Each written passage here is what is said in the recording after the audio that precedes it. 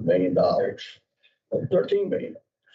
If I remember right, $7 million went to upgrade our infrastructure and our towers, which were to benefit public safety, and the rest went for the education of children. We bit off a little more than we could chew with that, but we felt that as a state, especially Arkansas, we could not turn down that money. And so we took it. We won a bunch of awards. We did what we're supposed to do. We brought a lot of bang for those bucks to this organization, to the state. And of course, when you move at that momentum and that speed, sometimes not everything gets dotted and T's crossed. And we're working on that now. And we're going to transform the procurement of the state of Arkansas. And it's going to start right here at Arkansas PBS. Y'all might have read something about our audits in the paper, and Karen's going to fill us in a little more about that.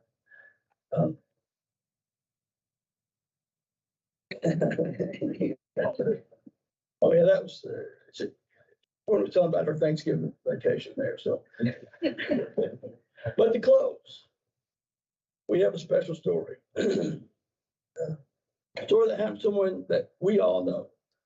A story with roots 52 years ago.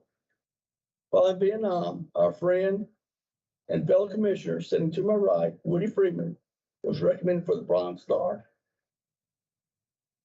for top secret work, service against the hostile force. At that time, during the time of chaos, the Bronze Star recommendation was somehow lost. Recently, Woody's Army lieutenants in his unit were told that he never received the medal. And 6 months ago, they started to search to find out why. Woody's friend who lives in New York City, friends who live in New York City and New Jersey, took the train to DC and hired a researcher to assist him in going through boxes that hadn't seen the light of day since 1971. After a few days, the box from the courier station, Saigon, was found, and behold, at the bottom was Woody Freeman's Bronze Star recommendation. Signed and dated by his company commander, but never turned in.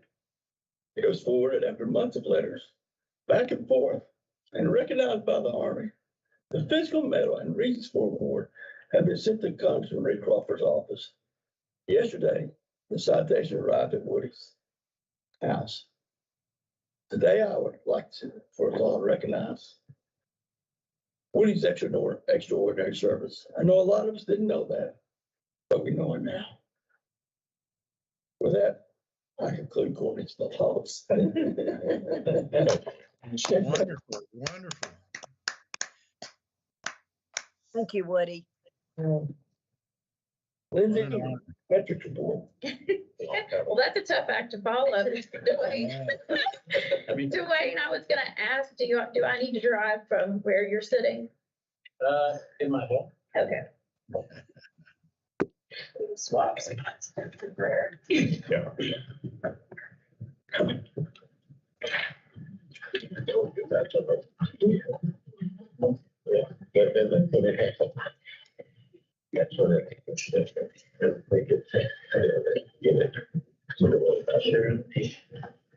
Yes,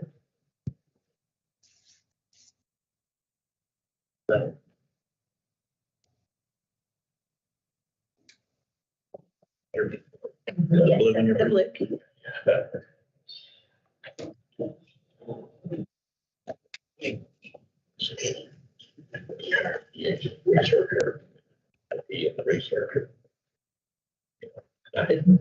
John, Skip, are y'all seeing the PowerPoint? Yes. Seeing how this was going to function on this.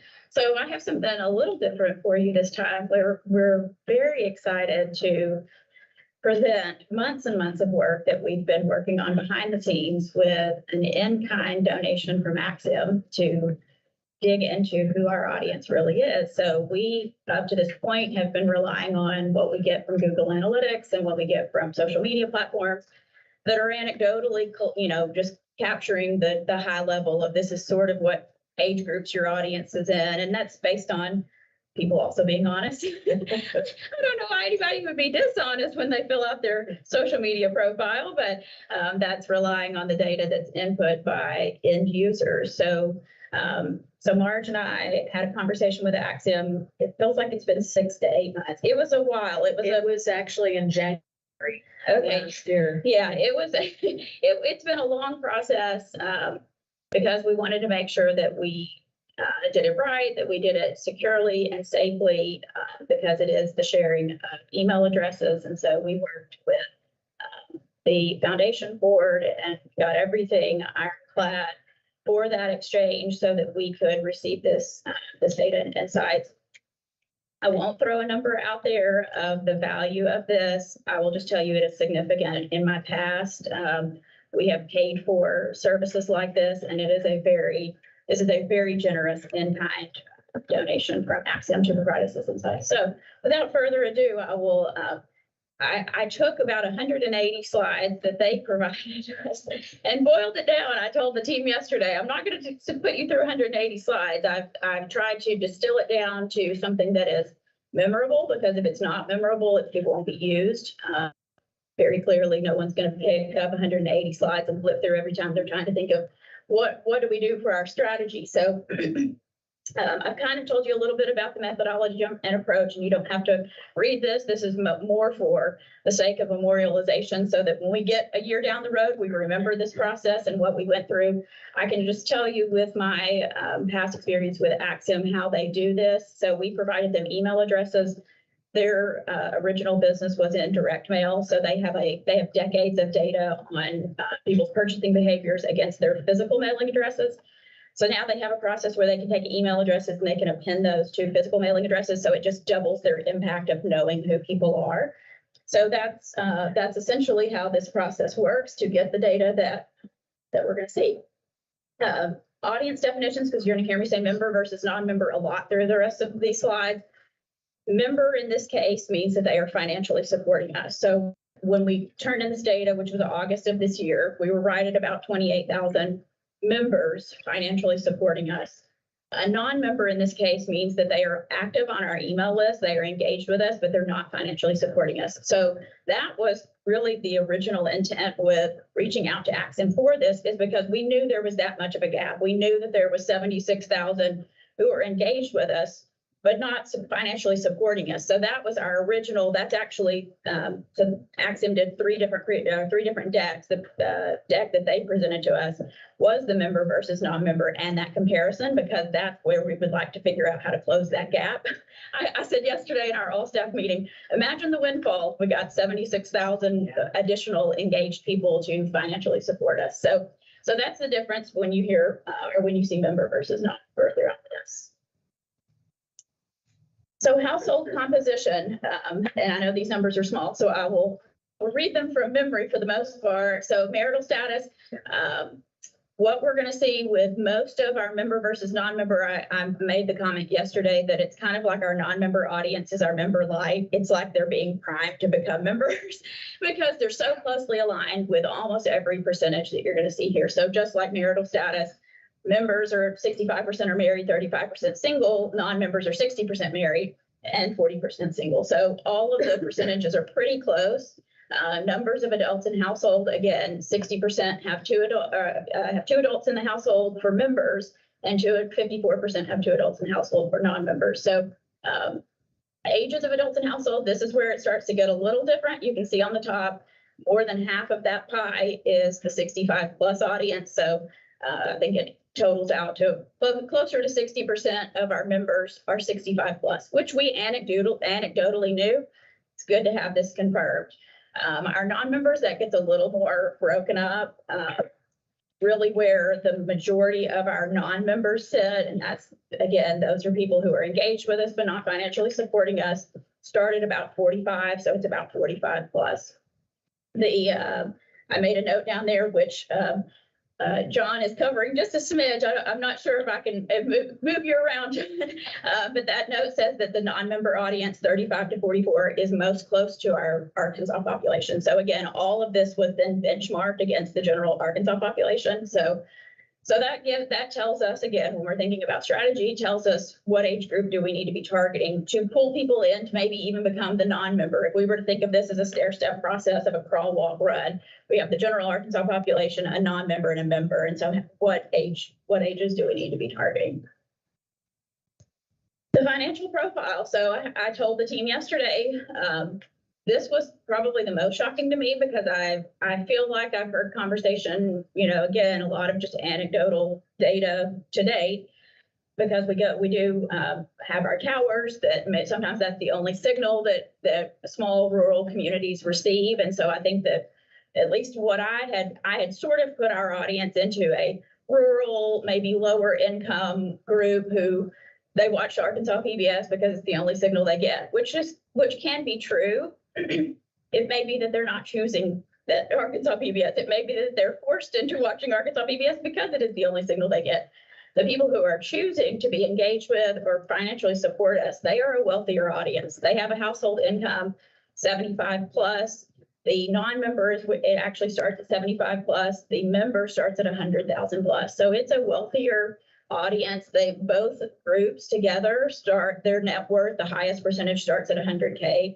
So again, some of that was shocking to me. And I apologize because it's a little bit lighter on this than it is on the actual slides, but below each of those. So in the household income, that 75K plus bracket is 77% more likely to have a household income of 150,000 plus than our general Arkansas population. So it way over indexes the Arkansas population for those higher incomes.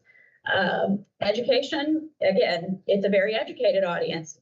Makes sense that we focus on education with all of our PBS content. It makes sense that we would have an educated audience that's interested in that. But both our members and our non-members have at least a college degree. Both are 28% more likely than the general Arkansas population to have a college degree. Occupation, so again, very close. You can see 26% of the members and 24% of the non-member population have a professional or occupation. When you get into the details of that, it breaks down to legal and medical, essentially. So we have a lot of, again, well-educated. I'm looking at you, Dr. Nance. We have a lot of well-educated legal and medical, technical, and professional members and non-members. Home ownership. So again, pretty similar in terms of whether they rent or own. You can see in both pies, it's 87 to 13 versus the 80 to 20. So very close there. One thing that I didn't put in this slide, but was kind of just an interesting note whenever they gave us the presentation, both of these audiences have lived in their house greater than 14 years. I mean, it's like way over indexes the rest of the Arkansas population. So they're not big movers either. They're settled. They're stable and they're settled. Home market value, again, kind of shocking to me that 35% of the member population and 29% of the non-member population have a home market value of $300,000. That's 54% more likely than the Arkansas population to have a home value in that price range. Their home equity, and again, with a home market value of greater than $300,000 to already have 100,000 home equity, again, these people are spending their money wisely. They're paying down debt. So 62% of our member population versus 55% of our non-member population both have a home equity greater than 100,000. Vehicle profile. This is just kind of a fun one. And I called out the logos because I thought it was really interesting that both audiences, if you generalize it, own a premium midsize car. I said that class of car could be a Toyota Camry. So that's about what you would call a premium midsize car. It just flip-flops the order of what brands they own the most. So our members, Chevrolet Ford, and then our non-members, Chevrolet Ford Toyota. So it's just a little bit of a reversal between the members and the non-members. Down at the bottom, that small text says that both of these audiences are 31% more likely than the Arkansas population to own a Mercedes, a Honda, a Subaru, a BMW, or a Lexus. And again, If we were to take this and make it something that was actionable, it gives Aaron in corporate sponsors and underwriters, gives him some data that he could take to, say, Toyota dealerships and say, we have a lot of our 15% of our member population either drives a Toyota or, or has a family member who owns a Toyota. So yeah, so all of this is the reason this data is important, because it gives us targets to be able to go and reach out to underwriters and corporate sponsors. Our channel usage. So some of this was a little bit surprising. So I've highlighted the 59% of members, their top channel use magazines, which again changes our strategy from a marketing standpoint a bit, because we do newspaper, but we don't do a ton of magazine, which just tells us that those are some relationships we need to go out and foster, because if that's where our audience is, that's where we need to be.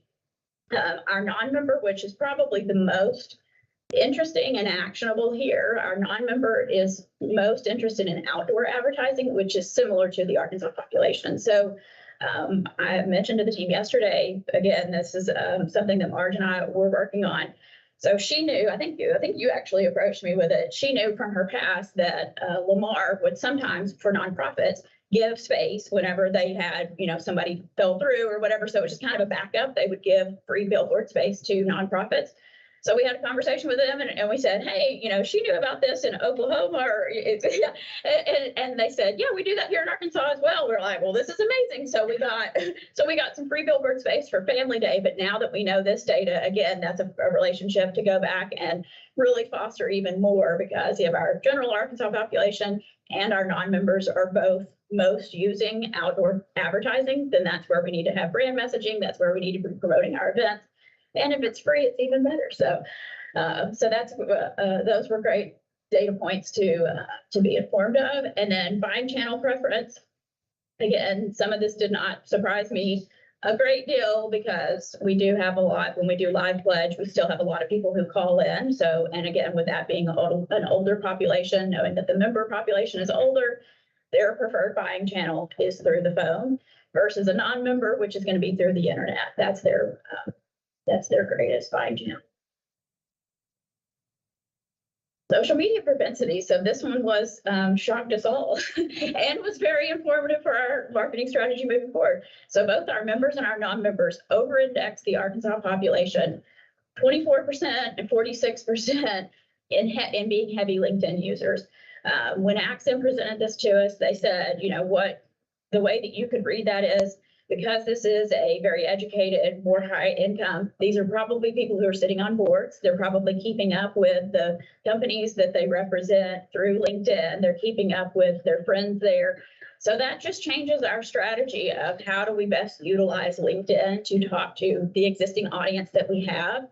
The big opportunity, even though our current members and non-members are less active on Facebook, X, formerly known as Twitter, and Instagram, that's where our general Arkansas population is. So again, when we think about that crawl, walk, run of how do we draw more people in, we need to continue to nurture and foster those other social media channels, because that's how we pull them into becoming members and non-members.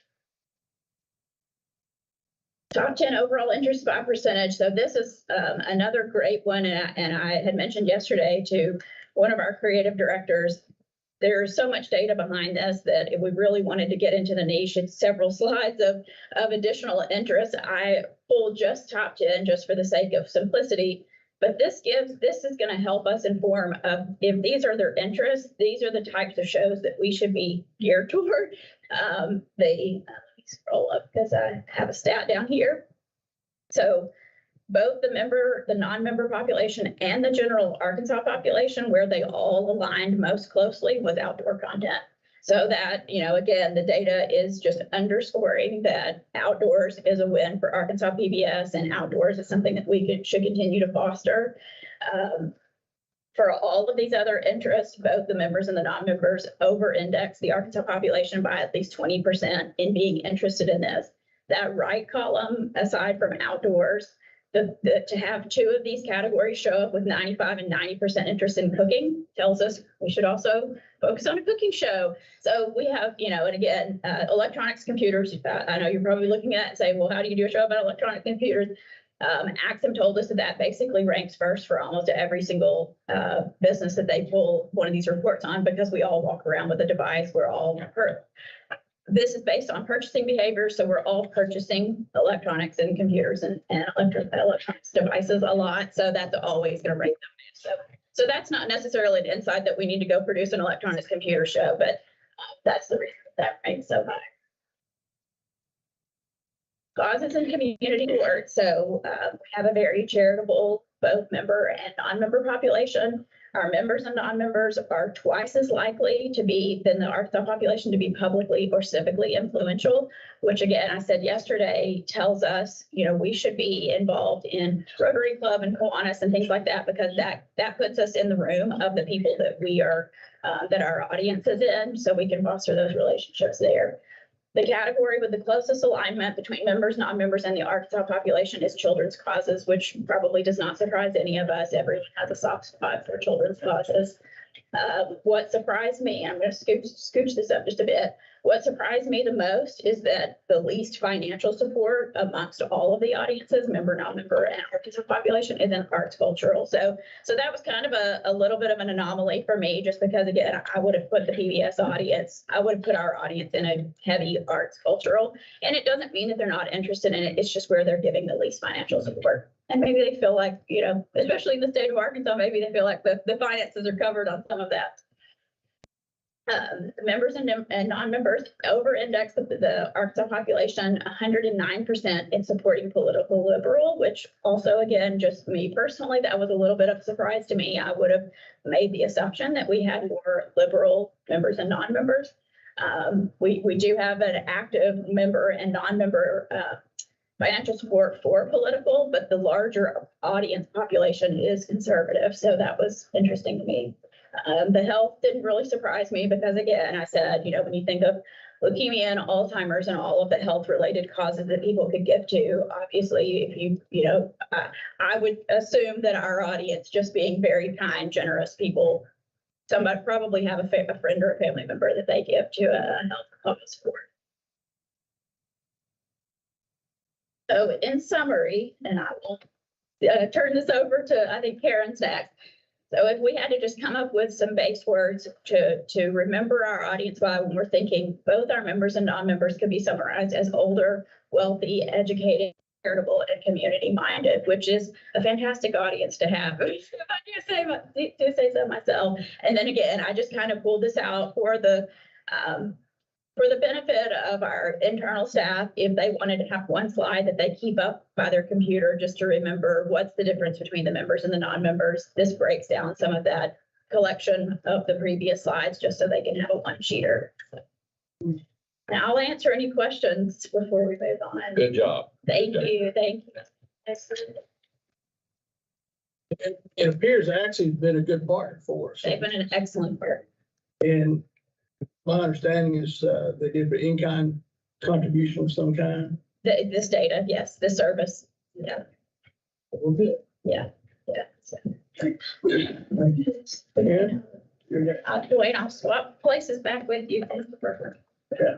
I've asked Karen to try to limit the financial reports. I think one thing we're interested in is the audits. Phil said what's going on.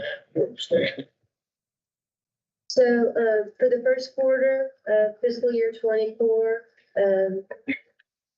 no financial surprises. The revenue decrease that you all may have noticed on the report, about a little over $400,000. That is all due to in fiscal year 23, we had the master control project that was received special funding from the foundation. In fiscal year, at the end of 23, that project was complete. So we did not get any master control funding in the first quarter of 24. And that accounts for the entire variance in revenue for the first quarter. And likewise, on the operating expense side, payroll variance was the largest. Our payroll did not actually decline $235,000 in the first quarter of the year. That is all due to year-end accruals. So the accrual at the end of fiscal year 22 reversed in fiscal year 23 was larger than the accrual at the end of 23. It was reversed in 24. So kind of accounting gobbledygook that will make complete sense and that very cool. But that accounts for the variance.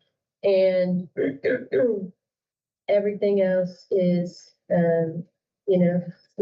small variance detailed in the note. We did make a couple of lease payments early in September versus in the second quarter. So that increased the rent and lease expense slightly. There was a decrease in audiovisual production expense in 24 versus 23 due to timing of payments related to the Ideas program. So remember that these financials are presented on a cash basis, and there's a lot more variance typically when you do not perform accruals when you don't present financials on an accrual basis. So, any questions in general about the financials? Okay, so on to the audit. We had 2 audit findings. I think you all are familiar with them.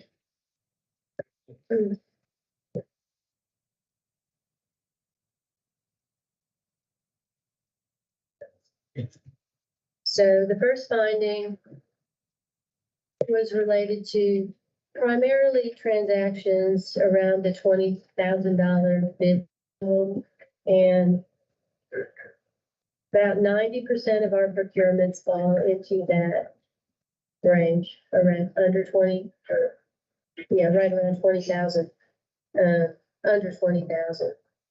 In fiscal year 22, which is the year of the audit that is still under review, there were 484 purchase orders issued under 20,000, 91% of our total. And the issue is when there's the appearance that state procurement law may be being circumvented, when there are many purchase orders issued just below the threshold, then audit takes a closer look.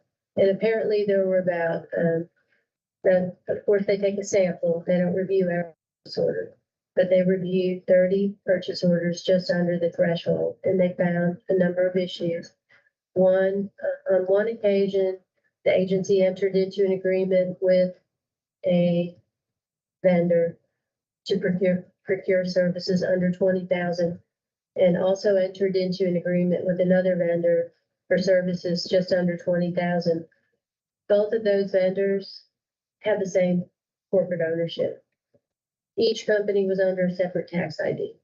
And in that case, in that single instance, the second tax ID corporation was, articles of incorporation were filed with the Secretary of State's office 8 days before the PO was issued. So it looked like there may have been some influence involved in that transaction. Like, why did this vendor set up a separate company 8 days before the agency PO? And were they told to do that?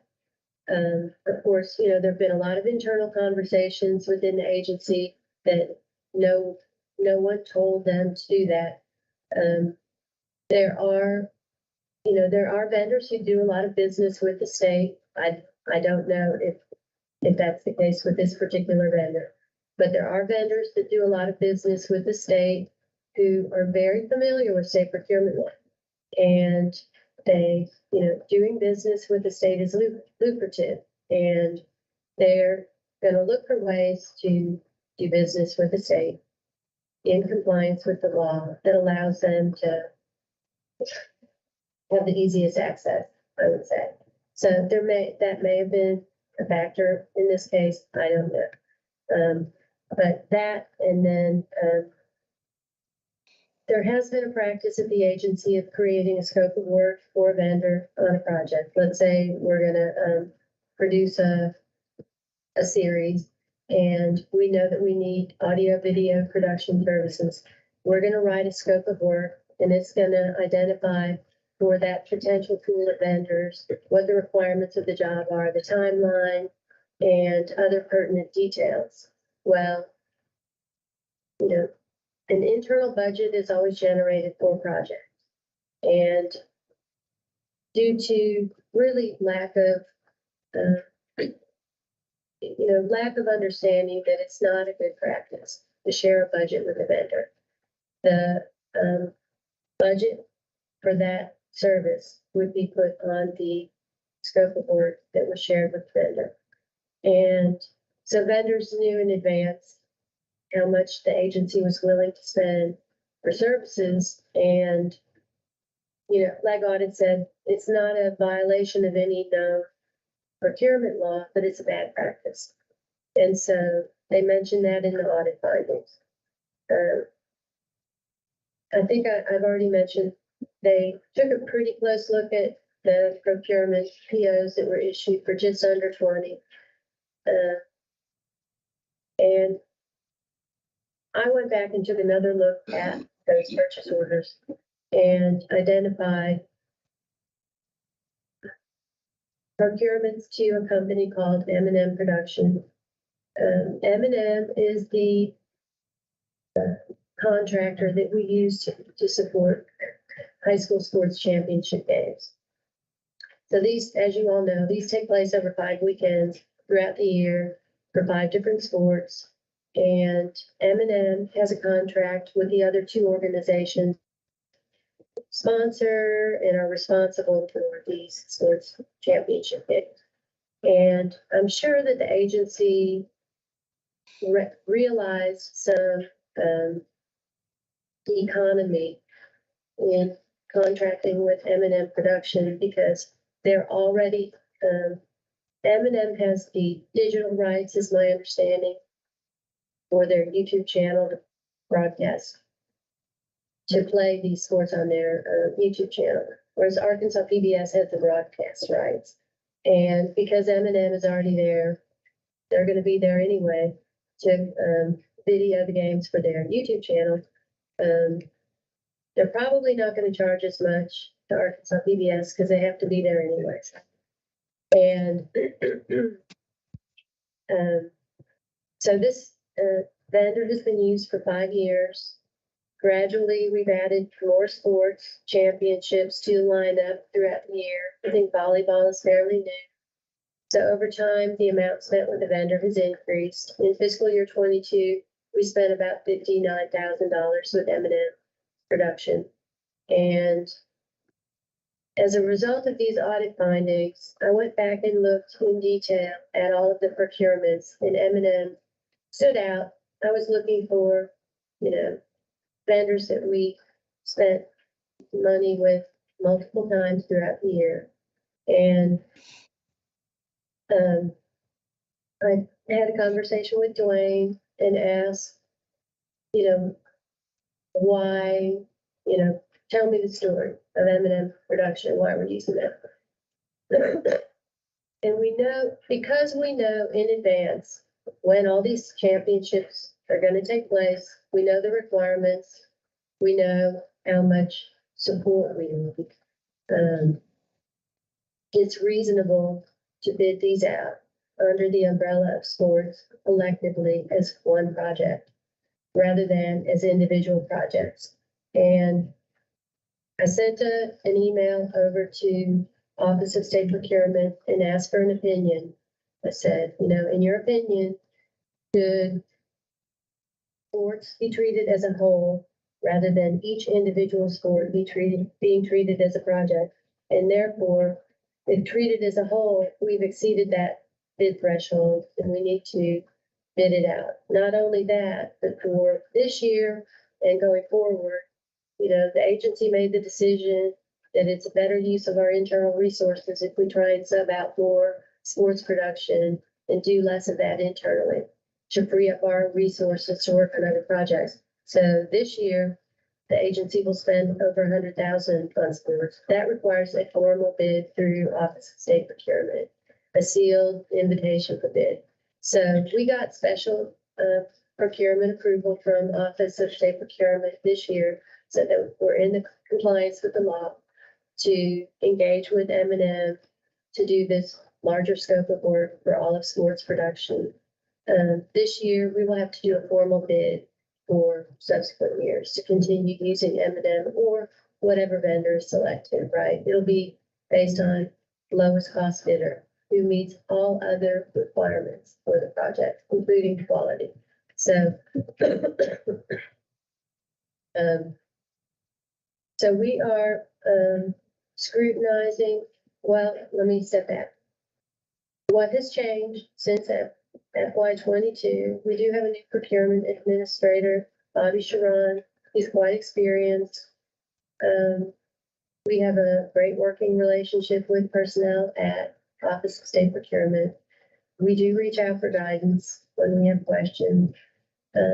Bobby has been individually going around to all the people in the agency who are engaged in the procurement process, who enter POs in ACES, who send out bids to vendors. Because of the volume of POs that we generate for the agency and the number of competitive bids that we do, it's not feasible for one person to do all of that. As a result, a lot of the procurement work gets done out in the division. You know, the education division for the K2 project this year, for example, an obscene number of bids had to go out in a very short period of time. We had 180 cast and crew on the K2 project, plus extras. And there was a contract and negotiations and a lot of administrative work sitting behind every single one of those people that worked on set. And it overwhelmed the agency in every way. And so that's a one-off. We do not expect that level of activity in the future. But as a result of that, and the fact that Bobby started in April and I started just a few months before then, and we really have to go through this process of training people internally in the requirements of the law. That's going to take a little while. We've already begun. We will have additional audit findings. We'll have more audit findings in fiscal year 23 that ended June 30th than we had in 22.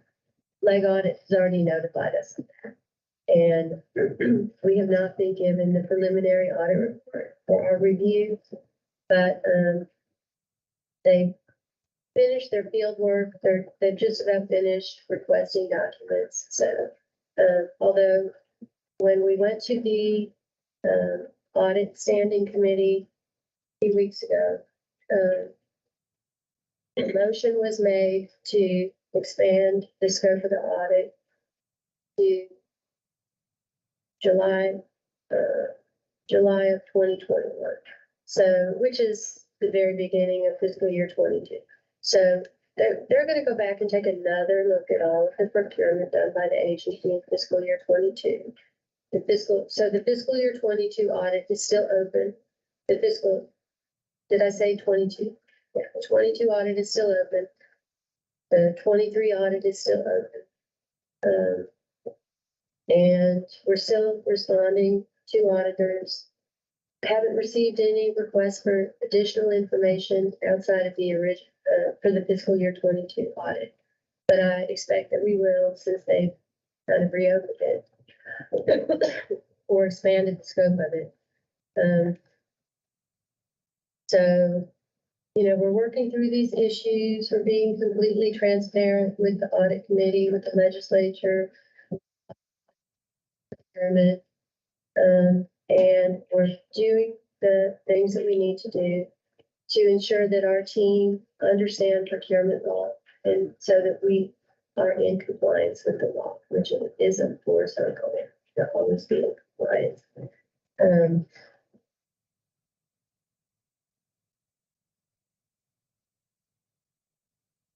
Audit finding that we had was related to timesheets. We had some federally funded projects that included budget for payroll. And we utilized the same agency employees to perform work on multiple funding source projects. And kind of an interesting situation to me that, we've got our ideas team in the education division is almost fully funded by AD, their payroll cost. And whatever is not funded by AD is funded by state general revenue. And that state general revenue funding piece allows us to use the education division team members on projects outside of education, like Arkansas Treasures, projects where we need all hands on deck to do production work, camera work, those sorts of things. But for these federally funded projects, we got money to fund payroll that was already fully funded. And I don't know why it was set up that way, but as a result, we were required to track employee time for some of these projects and provide supporting documentation to ADE for dollars we received for payroll. And we didn't do that in a timely manner. And at the end of the project year and the grant year, we did a detailed reconciliation and determined that what we charged to one of these projects was more than the actual payroll should have been charged. So, and we didn't catch it every month or every bi-weekly pay period because of the volume of activity that the agency was managing. The other thing to remember regarding some of these documentation requirements for projects, excuse me, for compliance, we do not have systems and tools in place to collect a lot of this data. And it's done on the fly. This is not the fault of anyone at the agency. It's kind of a feature of the environment that the agency's been living in with all this federal funding. And it's been very challenging. So we've learned a lot as a result of these audit findings and our experience trying to manage to compliance requirements, paperwork requirements, and all these projects. So we'll be smarter down the road about the planning horizon. But it's been a challenging few years for the agency from my observation, conversation, no doubt about it. But I think the pace is going to slow down. We're going to focus some effort on planning, on collection tools and systems. What data do we need to systematically collect in order to comply with reporting requirements for these projects? And we have not begun that process, but for CPB reporting, there's a lot of data that has to be collected. It goes into the annual CPB reports that are required for us to get funding for CPB. And James Down is our new controller. He's been 100% dedicated to these reports since he arrived at the end of June. And so we're identifying the data that we need to collect. And the next step will be what's the most efficient way to collect it. So I'm going to stop there. Just some activity that's going on, kind of sharing with y'all our mindset on where we've been, where we are, where we're going. And we're compliance is of utmost importance. And we're going to address it and get. Thank you, Karen. Appreciate you. Obviously, a little bit. Not contagious, I don't believe. I she coughs each time. Business fever and all that. So, yeah. This is Just say where we're going. I have We're gonna take questions. some- about the item, and the skipper asked. And then after that, we're gonna go into executive session. Then we have March, and then we'll go to executive session, to discuss some employment issues. Go ahead, Skip. I wanted to thank our accounting department for that analysis. And it seems to me as if there were administrative errors, but I wanted to find out, in your professional opinion, and I don't want you to answer this if you don't want to, but in your professional opinion, was there any substantial intentional effort to circumvent the process in these contracts that were awarded for less than 20,000? I haven't seen any evidence that supports that. So I'd rather stand on evidence and facts and not opinion. And so I've seen no evidence to support that. Thank you. Anybody else? Guess I'm wondering about, I know the first step is to collect the data, but I think we have a pretty good sense of part of this is how folks' time are billed. Surely there are systems out there that, yeah. So is there a sense of like what software or what might be adopted moving forward? Yeah, thank you for the question. I'm gonna need that detailed payroll data going forward. If so, there are systems that interface with ACES that you can install on your phone. But the state nursing home, state veterans home uses them.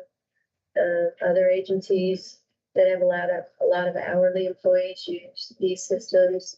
So we'll look into that if we need to track payroll data by project at that level of detail in the future. I'm just questioning why reach of funding to cover payroll when payroll was already covered. There may have been a valid reason why we did that. Maybe it was to use those state general revenue payroll funds for other positions. But, when you've got short-term dollars paying for payroll for a year or two, and then you shift, you open up some payroll dollars in state general revenue, which is ongoing every year funding. And you shift some of your full-time people over to your project dollars and away from your ongoing funding source. Then what happens when this dries up? And you're left without funding for people who've been here working for years. So I don't know why those decisions were made, but I wouldn't make that decision if it were my decision to make in the future about shifting people to short-term funding source. If we don't have a guaranteed funding source for a full-time employee, then, it creates a problem. Did I answer your question? Yes. Has the auditors given us any kind of timeline? When will we do? They will, so for the current year audit, fiscal year 23, they're wrapping up. They're working on the consolidated foundation and commission financial statements, and they expect to be wrapped up before Christmas. And yeah.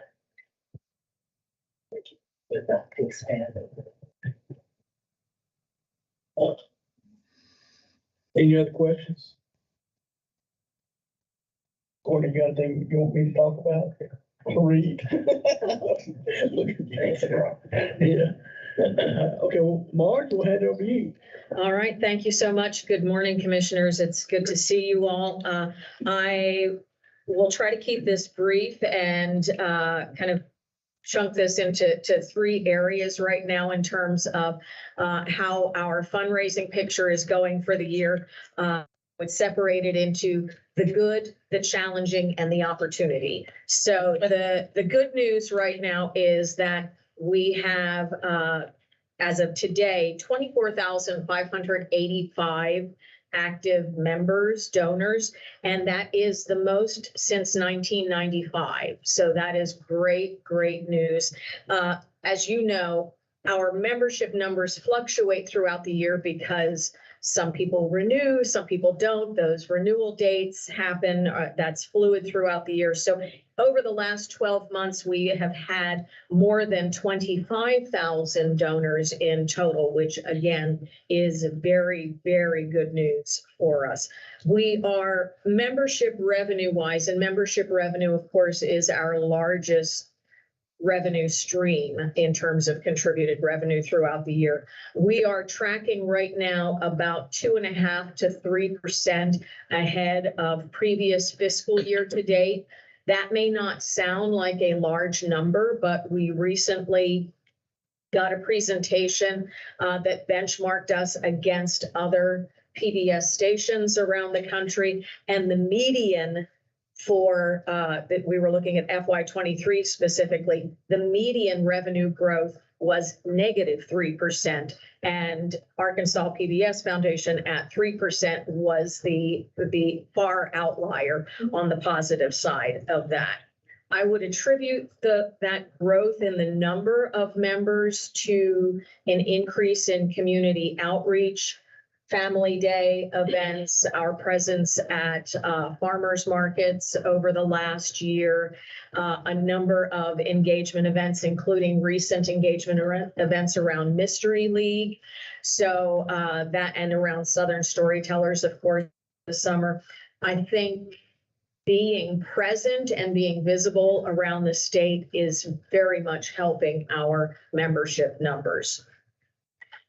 On the challenging side, what we are seeing, in particular in those donors who give less than $500 a year, is that the average gift has decreased.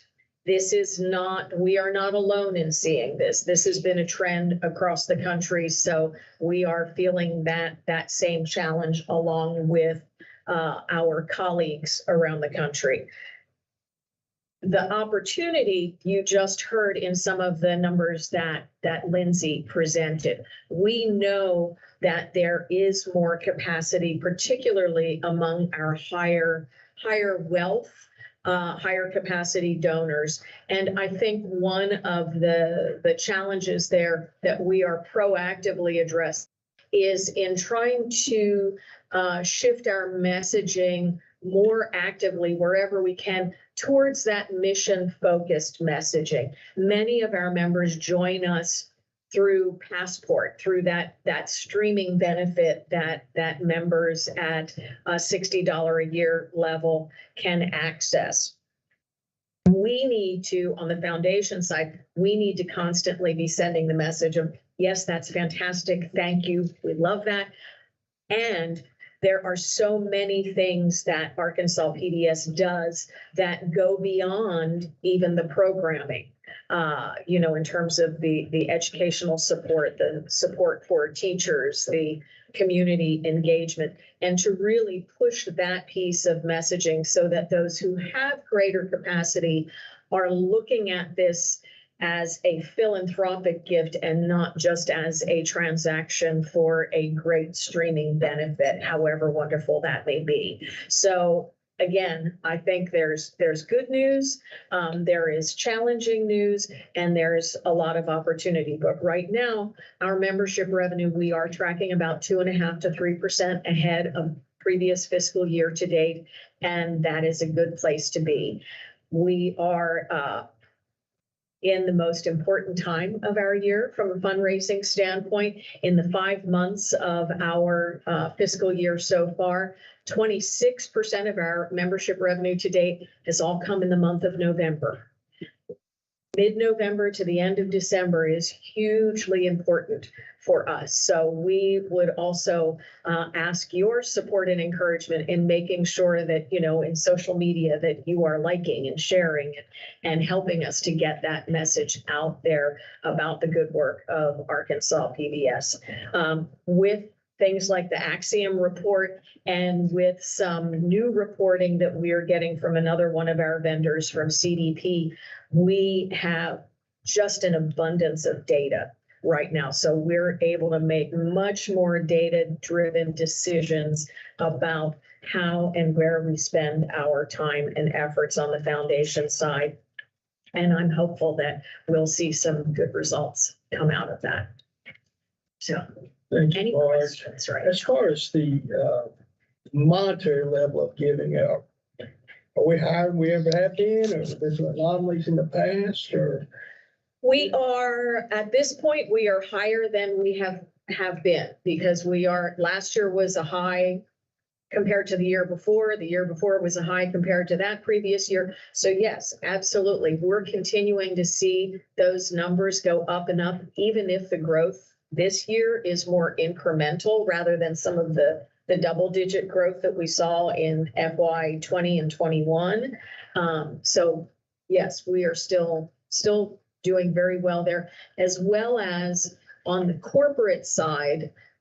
We're not only seeing financial growth there, but with activities, events like Family Day and the sweater drive and the sponsorships that have come along with those, we are greatly expanding the number of funders in our corporate portfolio. And I think that's an area where we're also wanting to devote more and more effort so that we can, continue to build those other revenue streams while acknowledging that the membership revenue is still our primary source. Marge, if my math is right, that's the most members we've had for the last 28 years. That is correct. We are 6 points above the median of PBS channels in the United States, and we've got the highest donation in our history.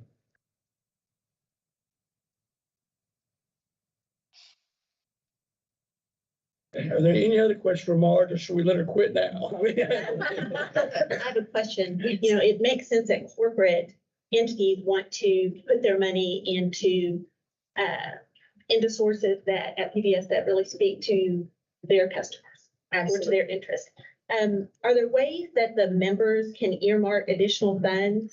Like if I'm paying for Passport, I have my donation that I give. If I say, I don't necessarily want to put it into a pot, but I'm supporting educational programming or I'm supporting outreach. Is there a way for just the members to do that at this time? There is a way to do that. We like to encourage that at gifts that are a little bit higher, just because if 25,000 donors are giving $50 and earmarking that, from an accounting standpoint, that's a lot of tracking to do, because those are essentially restricted gifts then, and restricted gifts require a greater level of compliance in the tracking. So we tend to try to do that with gifts of, say, $1,000 or $2,500 and higher, where it makes perfect sense for us to be able to devote that additional level of accounting oversight to it. Thank you. That makes sense. So I have two really thoughts/questions. Yes. One is reflecting on the data we saw today, and also when I have, which I don't have to say I don't do a lot, but when there's the pledge drive and there are on-camera personalities, given the data that we have, it might suggest like a super charismatic team of either doctors, lawyers, whoever, that plays to the base more than like unidentifiable to other people. That was one thing. And I don't know if you all remember years ago, Phil Kaplan and his friend used to go on KUAR, and they were hilarious. And I believe they called themselves the two Jewish guys, and they were hilarious. Yes. And so I don't know what the equivalent of that would be, but maybe just raising like that personality engagement level. That's the first thing. And then the second thing, I wondered, and I know that events cost money, very aware of that. However, if there might be an event that appealed to your demographic that was on campus, maybe like a very nice dinner or whatever, but come see the studios, come meet the people who make it happen, having different people talk. I don't know. But I wonder if that might be a way. And again, I know that's money, but I think there might be a financially responsible way to do it, but to draw people in who are kind of PBS nerds. And because, you know, I know the first time I came and I got to interact with the different puppets and stuff, that was super cool. And so, I mean, I just wonder, those folks, given the age and maybe seemingly retired with time, whatever. I think those are both great ideas. We've been trying to bring in some different on-air talent for Pledged, so it's not just, you know, the staff out there, but I think the specifics that you're recommending there could be really interesting. And it's funny you say that about doing a dinner or some kind of event, because that's actually something that the foundation board president and I have been discussing, and internally with the staff, we've been talking about that as well, and finding a way to do that would really have kind of a statewide appeal, since it is a statewide network, and also, you know, do it from a financially responsible manner. Like a magical feast at Christmas time. Yes, something like that. Or, you know, I mean, there's so many different, you know, we've talked about luncheons, we've talked about galas, we're batting around some ideas, and we're putting some numbers to those so that we can figure out what makes sense. And if I could tag on to that, I do think there is something to seeing behind the screen. Everybody likes to do that. You feel special when you know things other people don't know, but also hearing the story of a child who lives in rural Arkansas. And oh my gosh, when I got that packet, and my grandmother went through that with me, and the teacher who got continuing ed, and somebody who's got workforce development training, like those things tug at people to hear the stories of how we're impacting lives. And so, and we've had some pretty heartwarming stories, the pieces, even in the sports in betweens, I don't know what they're called, interludes, whatever, but maybe some of those folks. I mean, so I just think there's a way to do it that's not the same old come sit, have a dinner, whatever.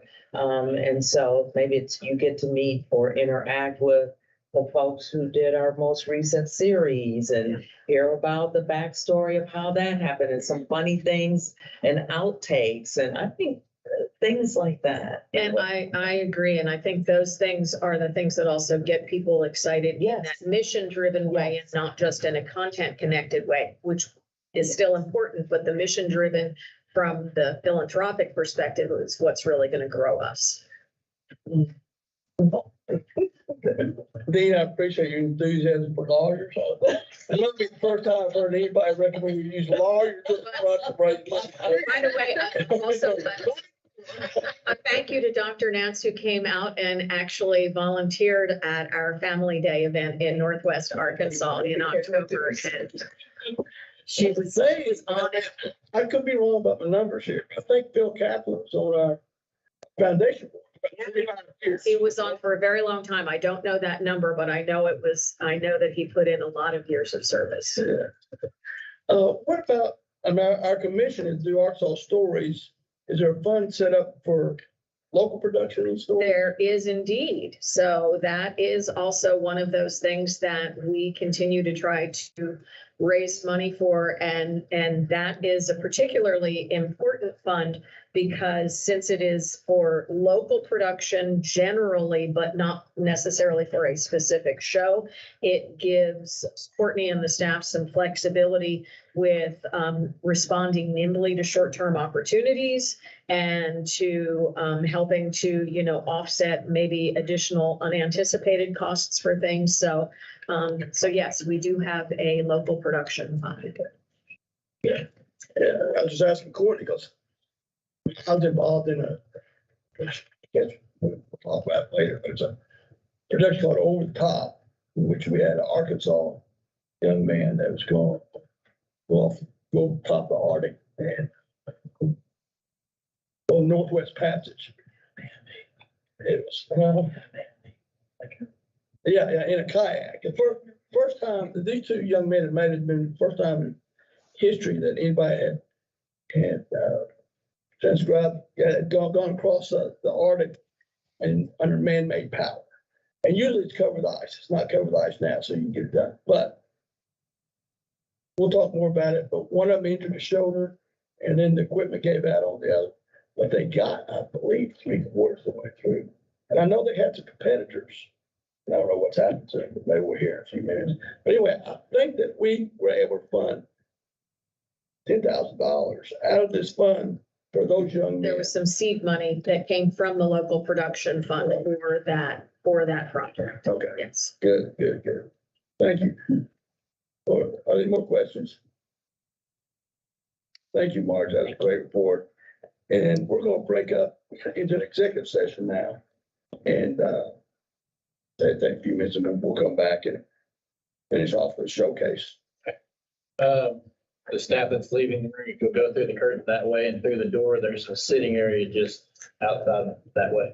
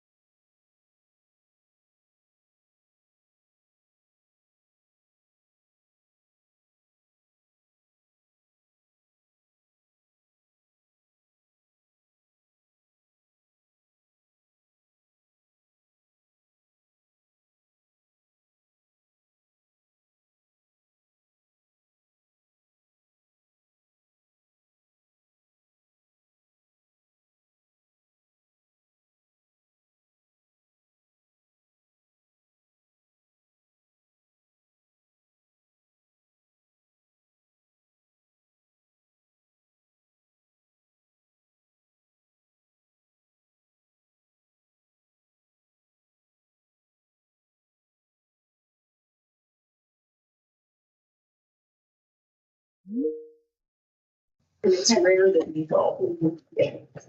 Remember that. Look at some of the things we've done. Thank God it's good. I'm happy as cold. I think we're ready. Yeah. The commissioners have been in executive session to discuss some personnel issues that have now been completed. There will not be a vote taken on anything as far as that goes. Next, we have Arkansas PBS Media Showcase, show some things we've been doing. And Sajni, I believe we hand that to you. Thank you. Yeah, this is the fun part of, well, it's all been fun, but this is fun to watch some of the content that we deliver for Arkansans. I'd like to say first, the local production department, so that's the production department and the education department who deliver the content for Arkansas PBS, had the highest volume of content that they executed this year in the station's history. And the interesting thing about video is the ones that are the most engaging, seamless, look easy, are the hardest to produce. And there's a lot of work that goes into giving the audience that engaging, relevant, educational, often content. And so I'd like to personally thank every single employee in the production and education division for being dedicated and hardworking. And what you'll see right now will be the evidence to show that. And we hope you enjoy it. So it's an honor to work with these individuals. So the very first one that we will is Celebrating Arkansas.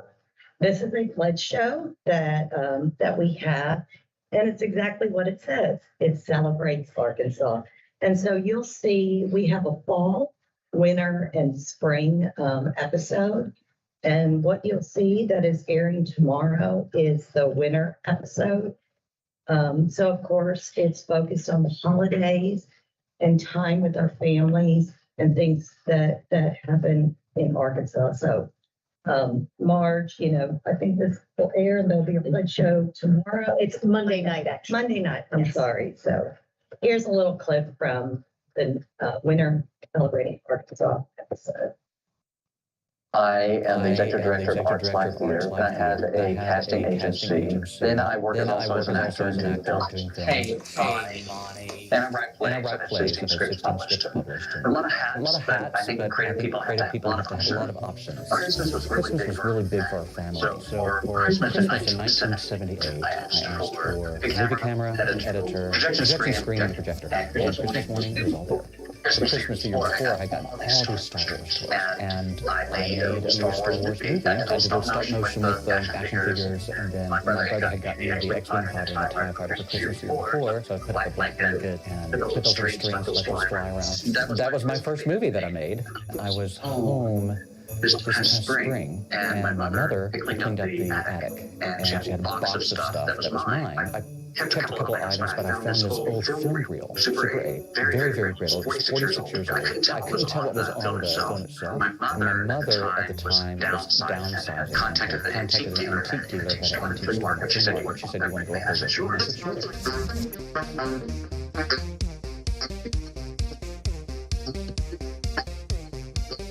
And as I was going through the flea market, this editor caught my eye. And it was the exact same editor that my parents had gotten me for Christmas in 1978.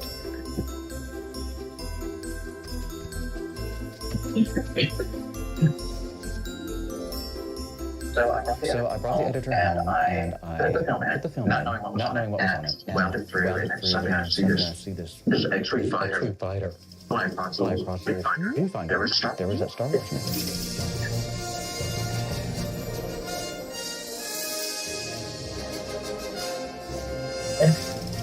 Suddenly it was 1978 again, and I was in the basement making movies. I would say that at Christmas in 1978 was my number one Christmas. When you have a memory, the thing you have something tangible that is a record of that memory that you can go back to and look at over and over again. And Experience on that. I mean, that's pretty special. You know, I can always fire up the editor, shoulder public Star Wars, and think about mom and dad. Christmas.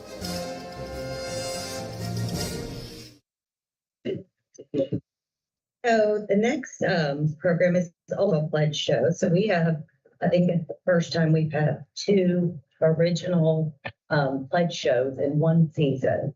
So that's pretty amazing. And it is called Arkansas Treasure. So everybody remembers, is it still on the air, Auntie Crusoe? Yeah. Oh, it is. Okay. So it is inspired by that, but it's all about Arkansas. And so it was a station-wide effort that these individuals were able to come in to see what if their personal things were little treasures. And there were evaluators, and what an amazing project it was. And so you're going to see a clip of one of the evaluations. This was so good that we showed 3 episodes this week and had a record number of views. That it will come back in the spring with 3 additional episodes, because that's how much content was filmed during these events. And so here is one. You guys can guess what the evaluation is, because there's a quiz. Let's pair that. Sanji, can I'm getting a double voiceover. Do we need to close off our microphones or something? I'll get it fixed, John. Okay.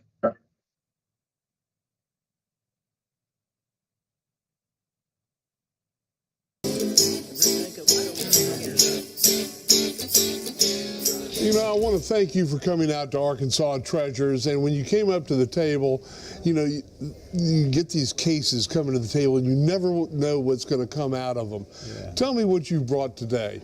It's a 1975 Gretsch.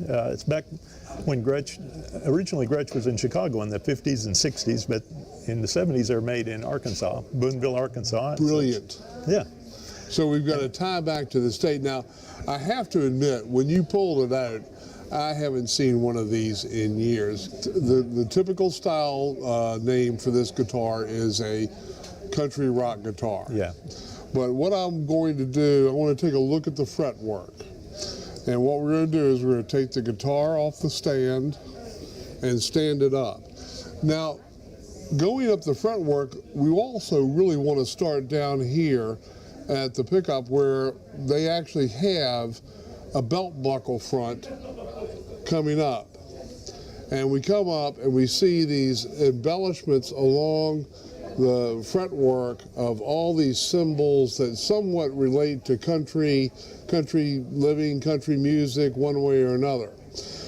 But it goes further than that, because what we're going to do is we're going to turn it to the side, and that belt buckle on the front, here is the belt done in leather, done in tooled leather, that surrounds the entire outside of the guitar body. This is a wonderful piece.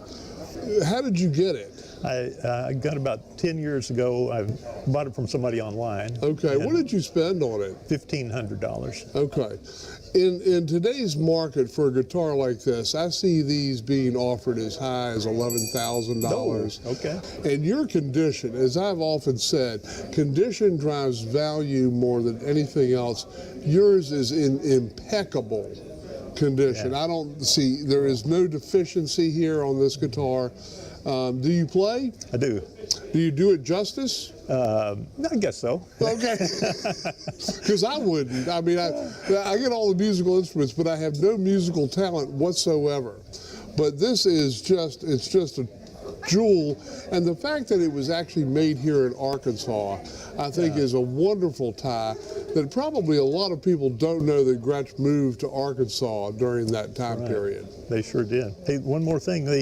This G is, so it's like a branding iron effect. Exactly, yes. And G for Gretsch. Yeah. Wonderful. Thank you for bringing it to the show today. My pleasure.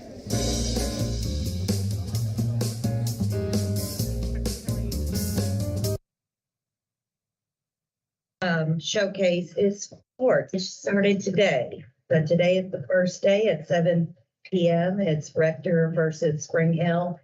And, sports is one of those things that is truly, genuinely local. I don't know if there would be any reason for another state to watch our local championship high school sports. But this is football season, and we traditionally include local stories during halftime. And so you are going to see one of this.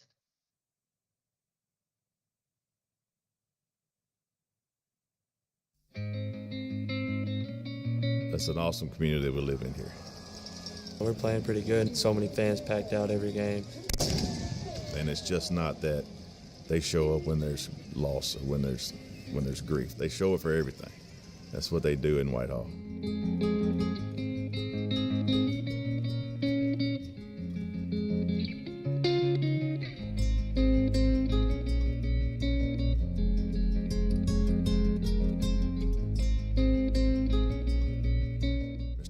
Our superintendent then brought him in. You think that someone that played in the NFL and a big star quarterback, he didn't come off like that at all. You could tell he was getting ready. He was ready to get to work, and he was excited to be the head football coach. He just comes in and he introduces himself, and he immediately flashes this huge smile and cracks a joke, and it's his laugh. He always had this laugh. It was a working relationship, but then it turned into he was literally my best friend. Well, you knew who he was when he got here, but he didn't want that. He wanted to just be Ryan. What he brought was a big heart for kids, a huge personality, just a simple, humble man is what I saw. He wanted to give back to kids and give back to the sport that he loved. Coach Mallett always said Ben was the first football player that he met when he came. The house he rented was right across the street from Ben's house. He knew that Ben was going to be special. He said, man, I love that kid. Please join me in a moment of silence as we remember Benjamin Riddick. Here to accept Benjamin's diploma is his mother.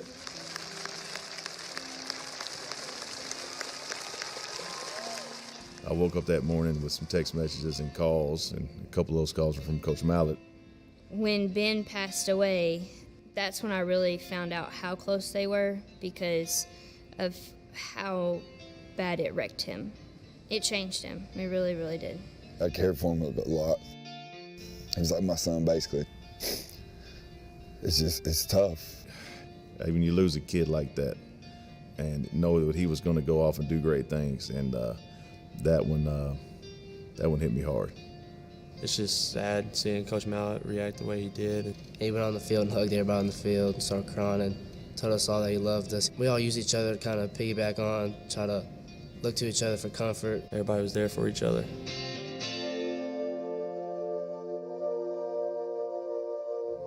Mallett being the name that he was, fake media or whatever, posted stuff when we text the group chat, yo, is this real? I was like, there's no way. So I called him. I was like, there's no way it's true. Let me call him. And he didn't pick up. I was like, wow, this is real. I was in shock. I had just talked to him about an hour and a half before. I just melted to the ground. The feelings and the emotions were so raw, you can't hardly describe it unless you're in that moment. To be honest, it didn't seem that it could possibly be real. Our district had lost students. We had lost a coach that our kids adored. It was more than what we could handle as a district. As a whole community, I think they came together to help us football players out. They had counselors from every school, even elementary schools there. Knowing that they were there for us helped out a lot. It's just the outpouring of affection and love that they show in this community for you. It was awesome. It was about what you expect from Whitehall. They were there. Just that outpouring of love that was felt in not just our community, but surrounding communities in the state. Just was the love that was shown to us. It's healing.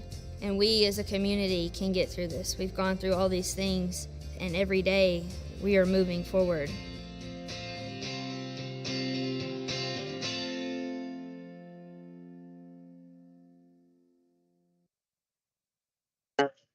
Will be aired tomorrow.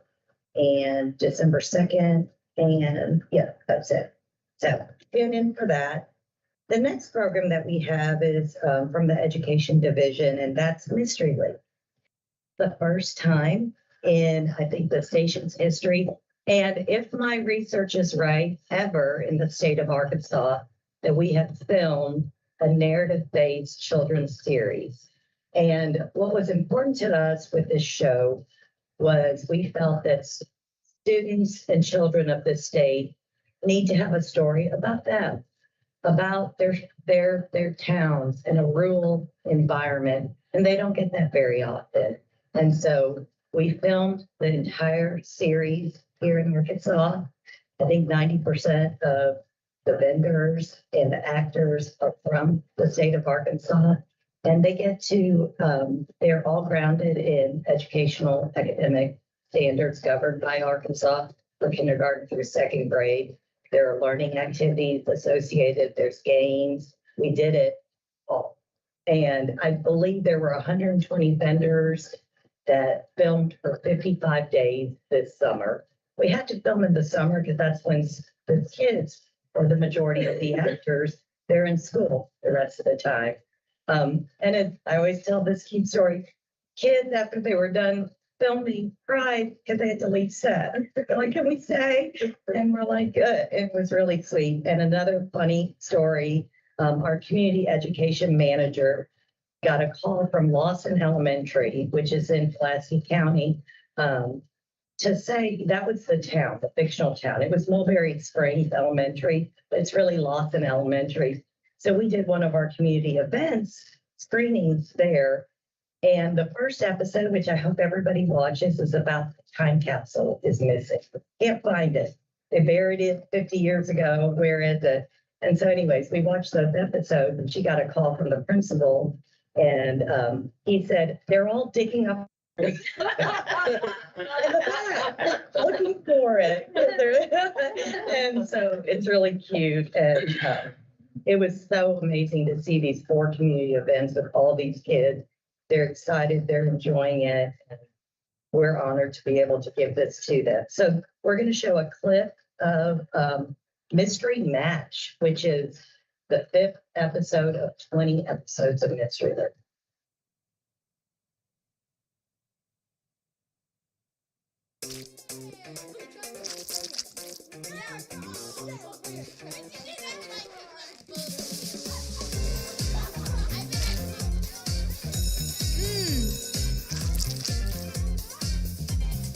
Something. Mystery Mash, shall I compare thee to a summer's day?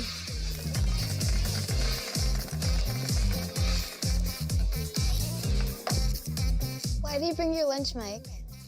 You really are missing out.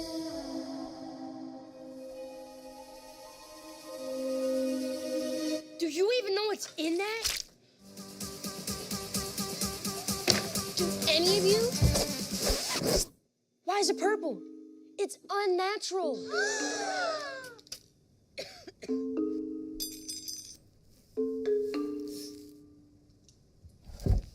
So, if you knew what was in it, you might be willing to try it. I suppose.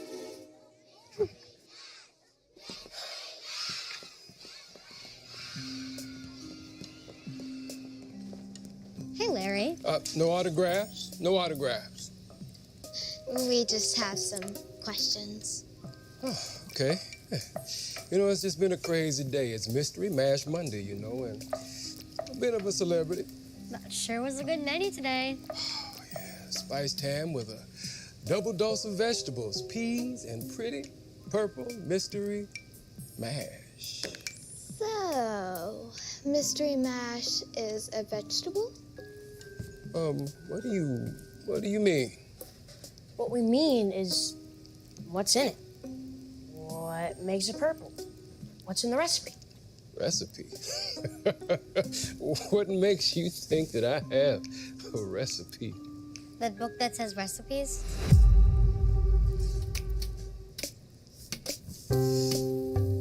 What makes you think it's my recipe? It has your name on it? So you guys want my recipe, huh? A chef is only as good as their most secret recipe. Secrets, Larry. Who's that, Larry? What? No kids in the kitchen. No kids in the kitchen. No kids in the kitchen. Get out, out. Come on, out. No kids. Go, out. What was all that about? Don't know. Something spooked him.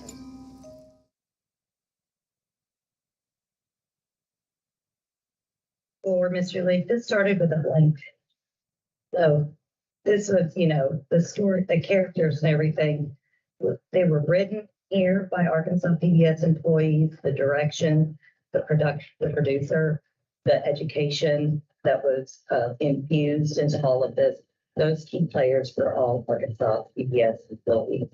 So I applaud them. This is also part of Mystery League. As we all know, music is one of those things that are universal, and they're universal throughout our lives, right? I always think it's funny, I used to be in geriatrics prior to my time here. And what I know is that it's important from the time you're born till the end of your life. And so we always incorporate music into what we do, and it's engaging. And I have to tell you about this individual, Prentice Stevens, that is here, an employee at our station. He is a licensed teacher, he's a music composer, he is a singer. And this is something that he did, and he aligned it to the standards that go with the episode. So this comes between two episodes. It's The Dancing Detective. That's the book series that these kids love. And so we're going to watch one of the 10 Dancing Detectives.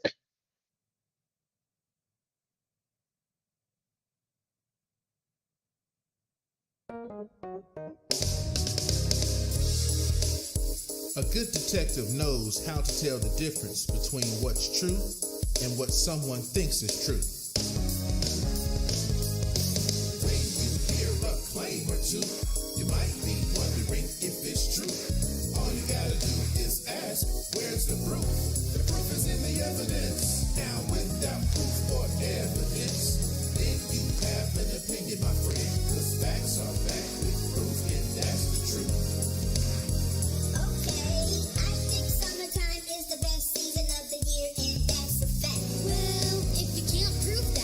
Not a fact. It's just how you feel. Now here's the deal. You think summertime is the greatest. To some people, winter is their favorite. These are just feelings about the seasons. No facts or evidence to back the reasons. Opinions are like the wind. They can change. Something could be normal and then it could be strange. When you have a fact, it remains the same. 'Cause tests and evidence will prove the claim. Facts and opinions. Now you know the difference. But if you forget, just play this song and you'll remember.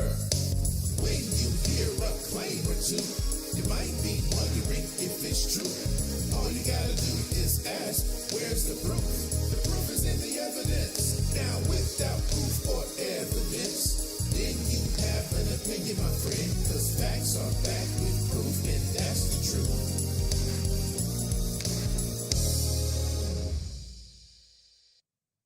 Mystery League is on the air right now. 5 and 6, episode 5 and 6 air this Sunday.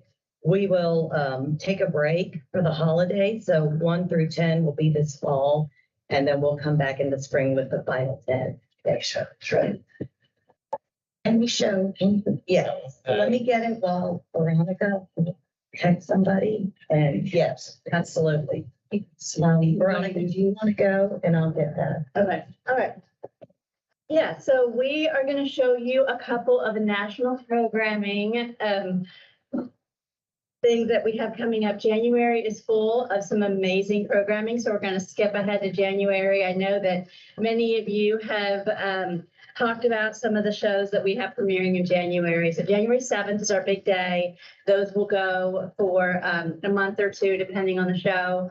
And they include 2 of our masterpiece favorites. The first is All Creatures Great and Small, season 4, and then Miss Scarlet and the Duke, season 4. And then we have a new series that night called Funny Woman, based on the Nick Hornby book of the same name. So those will all premiere on January 7th. We are going to show you season 4 of everyone's favorite All Creatures Great.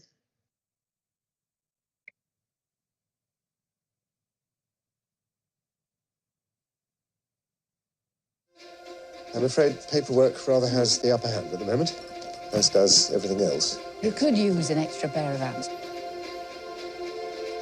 It's only a placement, but we'll finally have a new assistant. Richard Carmody from London. You won't last. May I begin, Mr. Harriet? Go on then. I thought that went rather well. The animals are the easy part, of course. It's the people who cause all the bother. Yes, Tricky, I quite agree. He's not like Uncle Harriet. Oh, James, look at the little faces. Is that broodiness I detect? We said we'd wait. I know. I'm just not sure what we're waiting for. If this war's taught us anything, it's to grab onto the things you love and try and cherish every moment.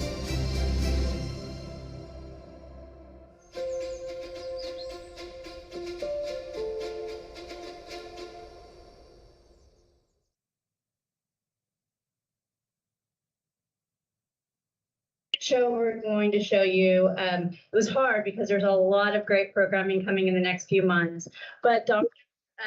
Henry Louis Gates Jr. has 2 shows coming in the next 2 months. So I'm going to tell you about both, but show you one. So because last year, I believe we showed you the season 9 preview of Finding Your Roots, season 9. We have season 10. I'm not going to show you the preview, the promo, but I am going to tell you a few of the guests. So from a PBS audience, I think we will all appreciate that LeVar Burton, the long host of Reading Rainbow, is going to be one of the guests, along with Michael Douglas, Brendan Fraser, Valerie Bertinelli, Alanis Morissette, just to name a few, a very few. And for the first time ever, they are going to talk about real mysteries for real people. So it was part of a social media campaign last year for real people to submit their stories of family mysteries that they would like to solve. So in season 10, we'll get to see those as well. So a little bit of what is coming with Dr. Henry Louis Gates Jr. And the one that I chose to show you, and I sure hope the music comes on this one, because it is gospel. And it is a look at the Black spirituality through sermon and song specifically. So it's a beautiful, beautiful series. We got a sneak peek of it at the annual meeting last year. Super exciting. And just going to show you the official trailer.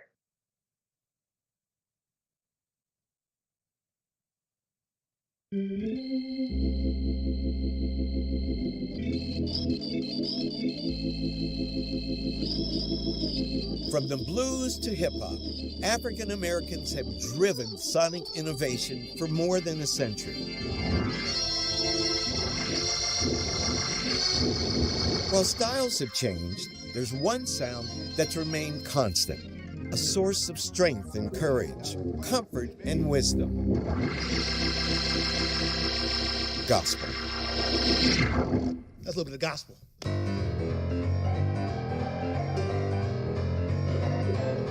Gospel music is soul. Gospel music is R&B. Gospel music is funk. It's hip-hop. Gospel music is the full spectrum in terms of its sound of Black music and beyond. Mahalia Jackson, what was special about her voice?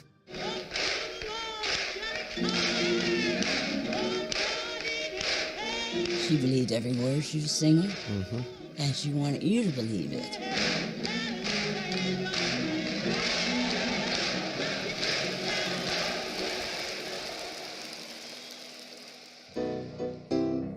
Preachers have style, right. Gospel singers have style. Right. Black style in music and preaching is similar because it allows Black people to believe that they can survive a bit longer. My mother had gone to New Bethel Baptist Church. Theo Franklin would preach, and then Aretha would sing. Oh my God, if you ain't got the Spirit, then you dead. The sermon becomes the song. The song becomes the sermon. God, we ask that you would reinvigorate somebody. It's almost as if there's a soundtrack in a church setting. Amen, brother. That was beautiful. For generations, gospel music and preaching have formed the bedrock of the Black religious experience. The sound still connects people. The sound still gathers people. These astonishing art forms, carrying an enduring tradition, continue to evolve. Do you think there will always be gospel music 100 years from now? I don't see how we can thrive without gospel music. That's right. I say it's going to always be there forever. Listen, as we tell the story of how a people learned to sing the Lord's song in a strange land. This is the powerful story of gospel.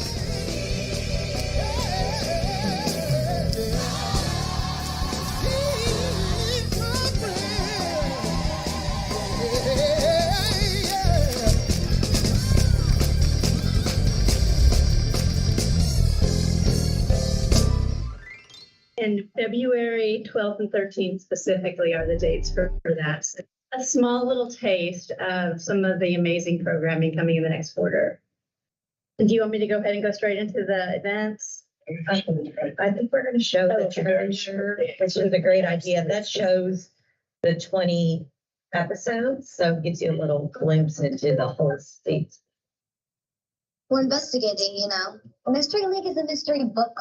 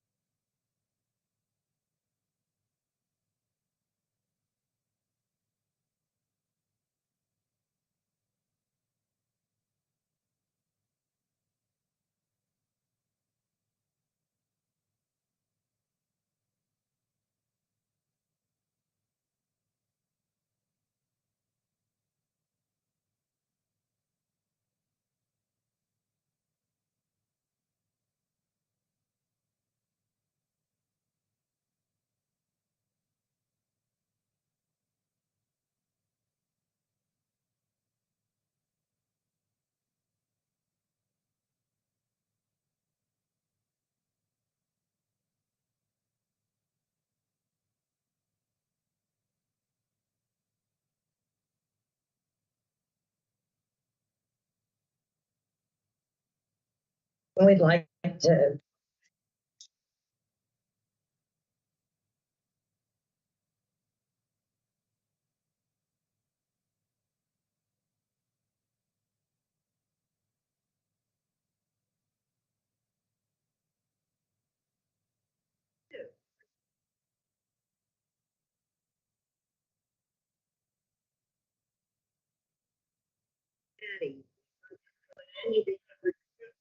Yeah, and we built like a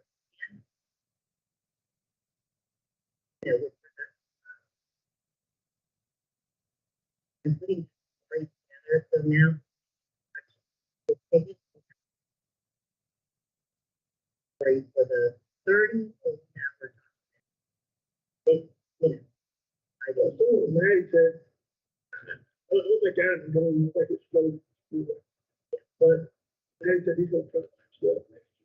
Yeah, and we want to kind of share the, you know, what's going to happen next, right? I think this is a story we all agree about perseverance. Yeah. And, you know, attempting to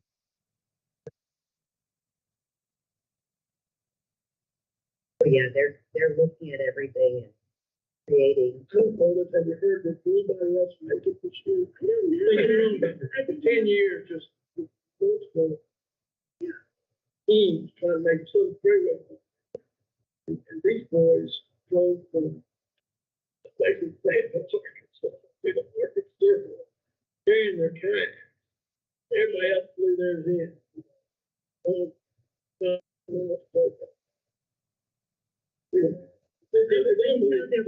wonder if they made it. Yeah, it looks like spring is when we'll know based on our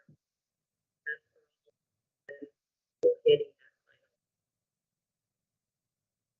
And we have a grant proposal that is currently pending that we should hear sometime in the coming about whether or not that is received or not. In addition to what we're doing.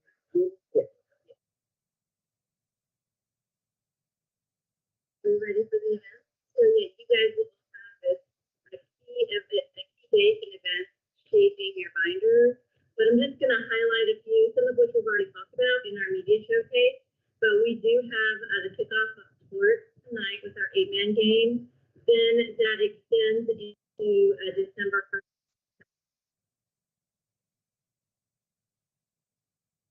We also, next Monday night on December 4th, have the premiere of Celebrating Arkansas Holiday Traditions, the winter episode. And then jumping ahead to January, we have January 12th with the Arkansas Live Initiative, where we live stream different events. We're going to live stream the MNK prayer breakfast.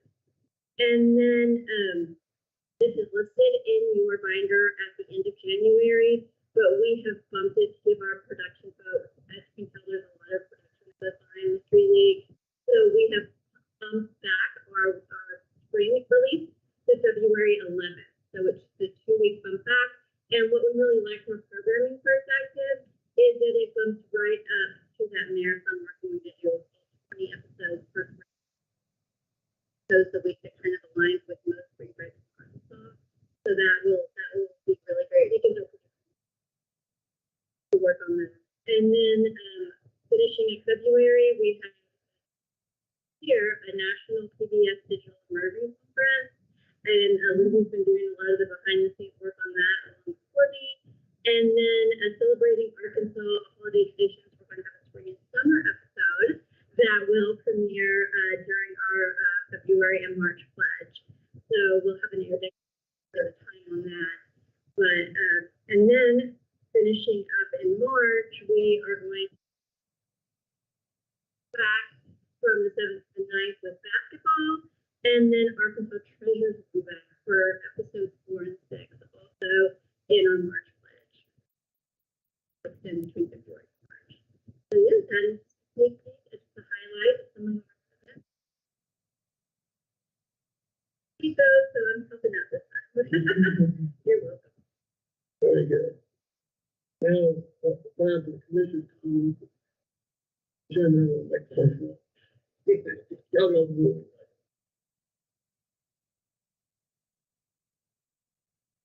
We're going to a couple of things. The gospel section, many of you may know that the godmother wrote Sister Rose Evans. She's in the series. Excellent. She's in the series, and we do plan to do some engagement around the thing as well. I mean, everybody from Elvis to Mick Jagger say she's one of the and you look at some of those early clips, there's no doubt. She's raised on her content. And we stream the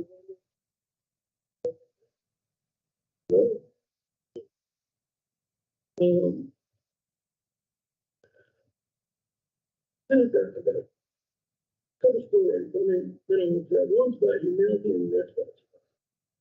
As I was reading, that's what I read that about. One of the strength that we have is humility.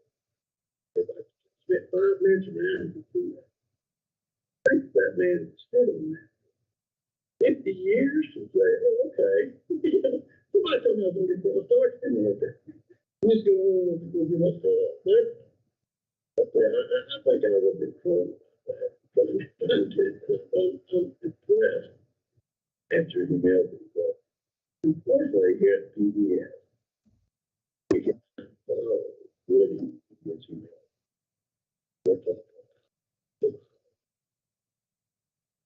This is one of the best commission right there. Next this year. And the best, the most, again and again. We have passionate, dedicated employees that want to tell a story of Arkansas and its people. We have nothing to say back. I see that I talked to people in the last couple of months, and they have no idea. And this isn't new, we've talked about it. But we need to, I know you guys have been, we might need a state of PBS. Maybe it's a one sheet, maybe it's a little production, because we can't let this year pass without letting the people of Arkansas know what we do. And I'm taking any questions about it. We're going to fight for voting. We're going to be in the middle. And we ought to be employees do the best we can to make sure that state legislature knows this. That we're behind the best, the most, get the most pay for the ball compared to anybody else. And they do not do that. No, I don't think our government knows. She's going to. West, I need you to get closer to the microphone. I'm losing you. I'm not getting everything. I agree with everything you said, but I'm not sure what all you said. That's a true friend, isn't it? I have no idea what you said, but I'm with you, man. Let's charge.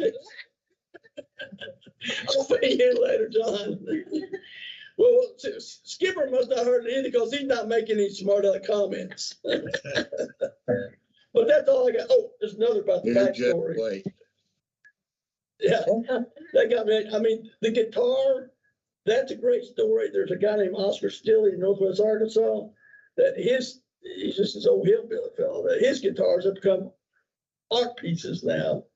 We've got clip speakers that came out of some small town. Where's it found?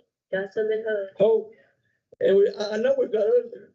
Yeah, that's a neat backstory. You know, the just the musical instruments and what Arkansas has done in that area, just production of music, not necessarily the entertainment. Okay, I'm gonna shut up. Anybody else got any comment? If you're going around the horn here, I have one question. What's in that purple? You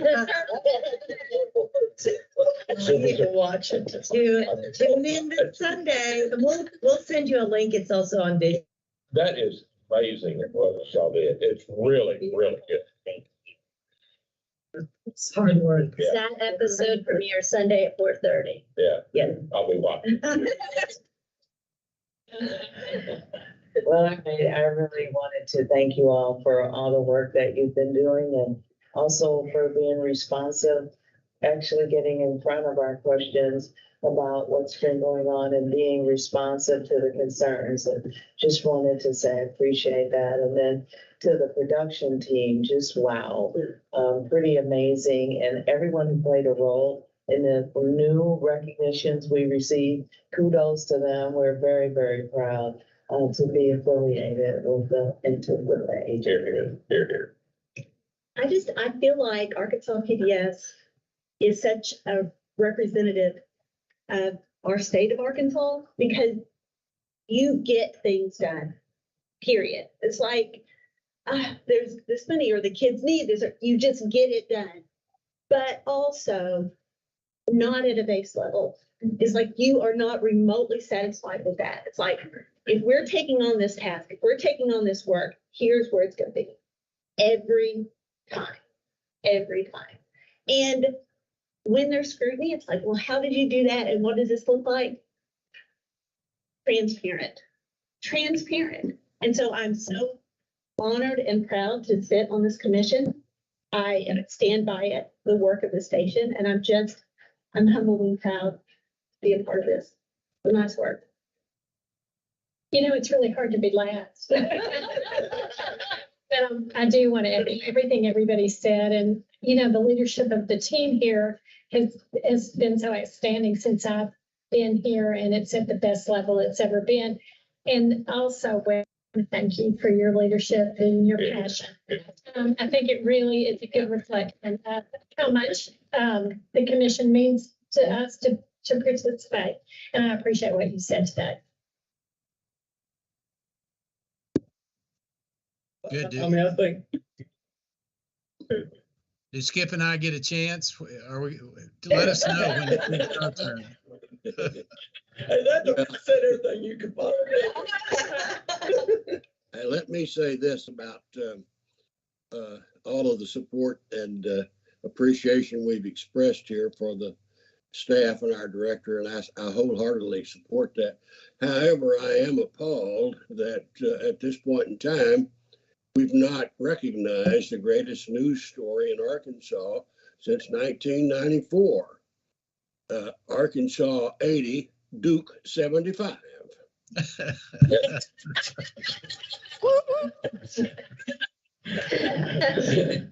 Arkansas story, Skip. I'll admit that. That hadn't happened in 25 or 30 years, probably. Well, if it's my turn, Wes, I just want to say I appreciate the information we got today and kind of clarifying some of the questions that come up. That was all very helpful. I think there's so much that's going on with Arkansas PBS, and you know, we had kind of success with the legislative invitation, the group that came down to the studio and so forth. And I maybe we just need to do that every year, but as to have open house and let folks come and see what we're doing. It really just irritates me, and yet I know to have this nitpicking, there's something here, something there, and you know, we get caught up in that, and we have to be responsive. We have to, you know, help not just legislators, but people in the communities know what all we're doing. I think we do better in the communities, but you know, since from our kind of legislative background, we kind of understand what's going on and why. But we got there once, and I think we can get there again. But I just hate it for Courtney's sake. But Courtney, I feel a little bit responsible because 2 days ago we had a nice conversation, and now you can't talk. So maybe it's my fault. I passed something on that I didn't intend to, but I hope you get well quickly. And my goodness, you've been such a leader, and so much that you've done, but it's not over. You gotta help us, you know, take our story and tell it well to people around us that can make a difference. And that may be donors, that may be legislators, governor's office. We need a team, and hope we can figure out how to do that. Anyway, thank you, and for putting up with me. I've got a little tick. It's like having 6 cylinders and the 6th one needn't quite firing just right. I'm not sure what all that's about, but that's why I couldn't make it down today. I've got a little monitor right here under my shirt that beeps if I need to know something, and so I think I'm fine and all that. But anyway, I apologize for not being able to be down there, but hopefully next time I'll be fit as a fiddle and ready to go. But thank you all. Y'all are special. I'd say for the employees that are here and bars and we don't want y'all going anywhere. We don't want y'all to, we want you right here in the state of Arkansas. But I see in the future that if you have Arkansas PBS on your resume, that says something. We appreciate the work you've done. So this time I'll entertain a motion for adjournment. Well, since I'm still on the call, can I at least make the motion to adjourn? I'll make the motion to adjourn. How's that? That's right. That's all right. And our next meeting, we don't know when it's gonna be yet, but we'll let you know. And where will be? Yeah, where it'll be. And so all in favor of adjournment, say aye. Aye. I got you guys. Thank you, Wes. See you guys. Thank y'all.